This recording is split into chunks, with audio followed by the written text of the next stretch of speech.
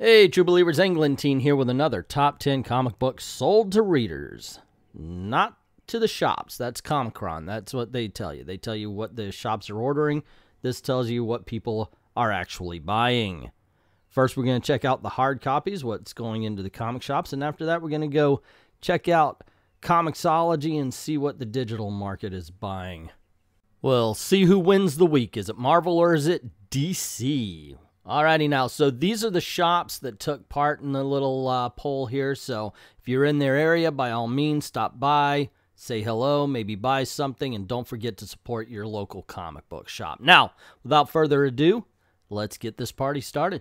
At number 10, we have Marvel Knights 20, number 6. At number 9, we have The Flash Annual, number 2. At number 8 is The Flash, number 63. Number 7 brings us Action Comics 1007. At number 6, we have Age of X-Men Alpha, number 1. Captain America number 7 makes it to number 5. Number 4 goes to Amazing Spider-Man, number 14. At number 3, we have the Justice League Annual, number 1. Number 2 is Detective Comics 997. And at number 1, we have the always excellent Heroes in Crisis, number 5. For the hard copies, obviously it's DC. It's 6-4, right? We got Heroes in Crisis, Detective Comics, and Justice League Annual 1, 2, and 3. So right off the bat, boom, they've got the top 3. And then you got Action Comics at 7, and then the 2 Flashes, the Annual and Flash number 63. A hearty win for DC, if you ask me.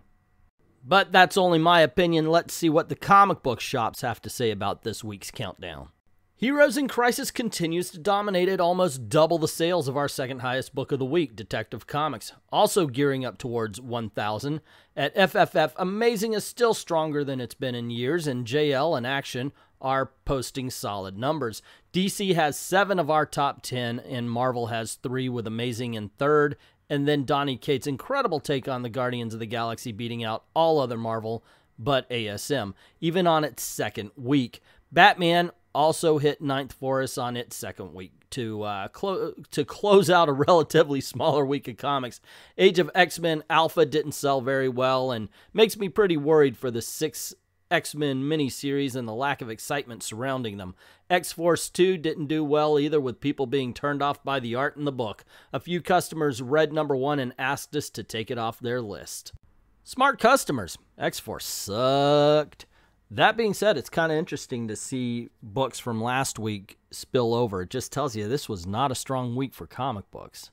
Detective Comics took the lead this time around, with more and more people jumping on board in preparation for 1,000. Heroes in Crisis did especially well with the B cover because it turns out people enjoy seeing Jason Todd on the verge of getting his head beaten in.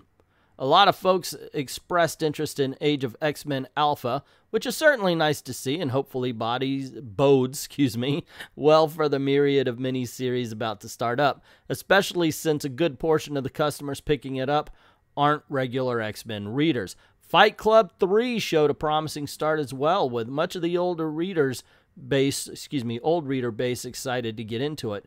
Other than that, the week was ruled by DC annuals, with Flashes actually managing to outsell the regular issue that was out this week. Location, huh?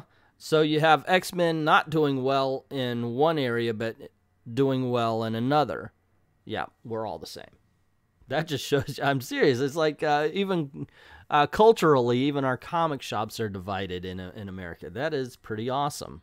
Heroes in Crisis is the dominant book by a good margin this week. The rest of the top 5 is yet again a collection of usual suspects. Justice League, ASM, Detective, Action. X-Force has maintained some sales momentum for its second issue, though I'd be surprised for that to be the case by the time we hit number 6. Coates' Captain America keeps trucking along, and Flash is moving so fast he ended up on the list twice. With both, I can't read today, the most recent regular issue and the annual. Another location difference. X-Force is doing well somewhere that other places it is not.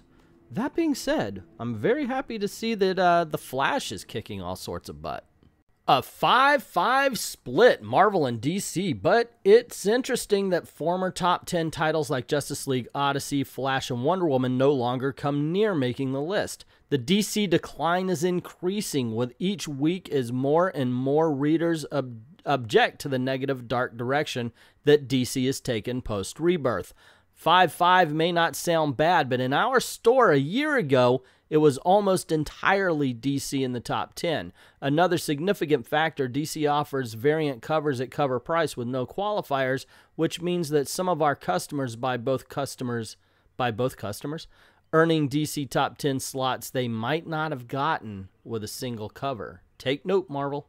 He's absolutely right, though. If you go back and watch some of the older ones, because I've been doing this for about a year now, if you go watch some of the older videos, DC ruled, man. And I mean, like, week by week by week by week. It was basically, I was looking for a Marvel win back a year ago because it seemed like, wow, DC's just killing every time. And I'm a DC fan.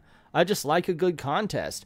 But DC doing bad to help Marvel gain isn't a good contest. Something's being lost there.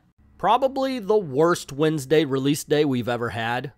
Having nothing to do with comics released but the miserable 20 below temperature in the Chicagoland area, news media consistently warning people do not go outside unless you have to, and foolishly forgetting to add the caveat of except to get your new comics, of course. So needless to say, very few braved it.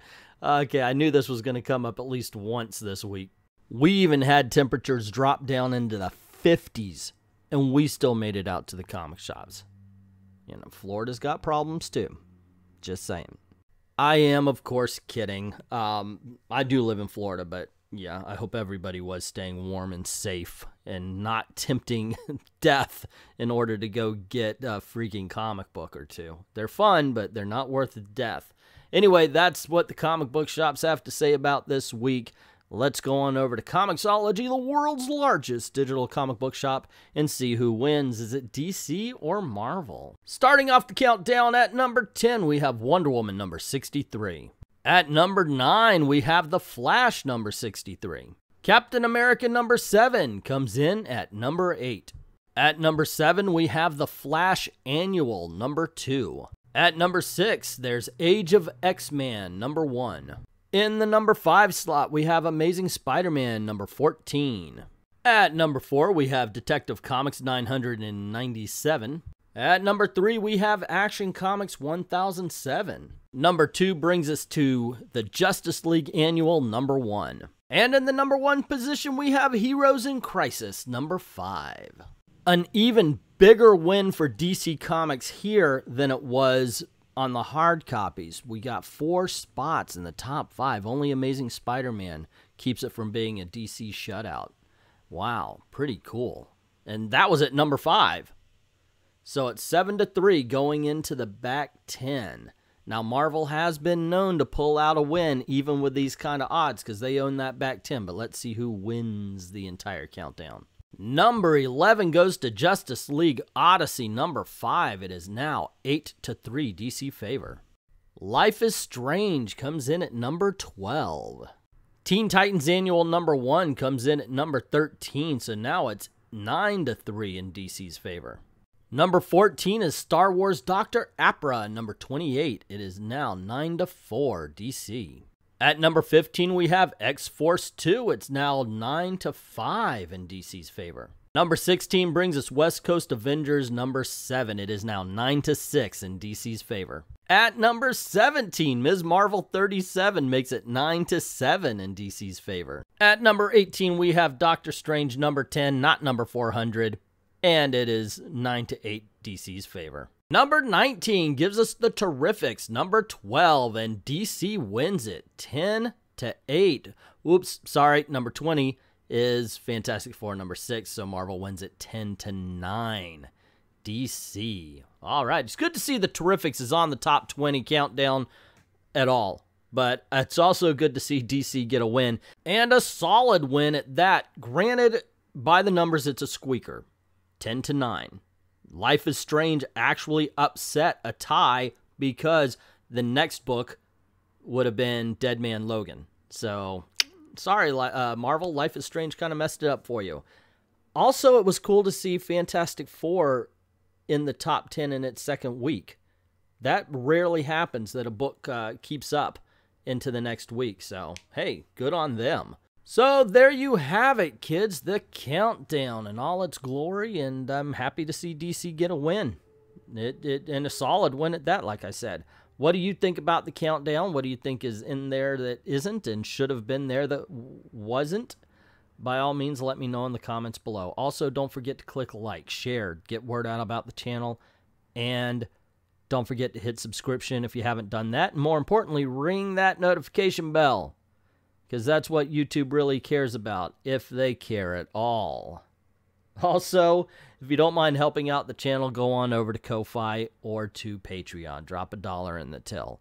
I'm trying to get a new computer, everything that, to make better videos and new software. So everything that goes into Ko-Fi is going into helping to improve this channel. So please go on over, drop $1 in the till. Like I said, links are in the description below. Thank everybody who's already done that. And to everyone, all of the true believers, thank you very, very much for watching.